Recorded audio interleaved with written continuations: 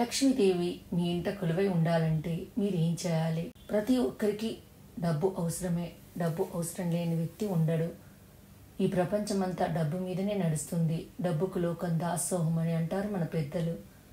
అలాంటి డబ్బు మన ఇంట్లో ఎల్లప్పుడూ ఉండాలంటే మనకు లక్ష్మీదేవి అనుగ్రహము పుష్కలంగా ఉండాలి.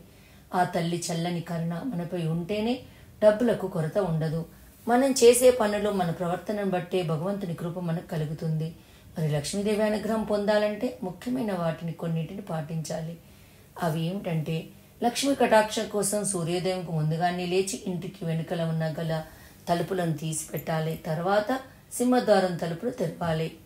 మంగళ శుక్రవారాలలో పంచముఖ దీపాలను వెలిగించాలి. ఇంటికి వచ్చే ముత్తైదులకు పసుపు కుంకుమ తాగేందుకు నీరు తప్పకుండా ఇవ్వాలి. పసుపు కొమ్మలను ముత్తైదులకు ఇవ్వడం ద్వారా పూర్వజన్మలో చేసిన పాపాలు హరించబడతాయని, కుటుంబంలో సుఖ సంతోషాలు వెల్లివిరుస్తాయని పురాణాలలో వివరించబడింది. అలాగే పౌర్ణమి రోజున సాయంత్రం స్నానం చేసి సత్యనారాయణ స్వామిని తులసితో అర్చించి పాలతో చేసిన పాయసము, కలకండ, పండ్లతో నైవేద్యం సమర్పించాలి. ఈ పూజ అయిన తర్వాతనే రాత్రి భోజనం తీసుకోవాలి. ముఖ్యంగా అసత్యాలు పలికే వారి వద్ద, ఇతరుల మనసును గాయపరిచే వారి వద్ద లక్ష్మీదేవి నివాసం ఉండదు. ఇంట్లో వెంట్రుకలు గాలికి తిరిగాడితే లక్ష్మీ కటాక్షం దక్కదు.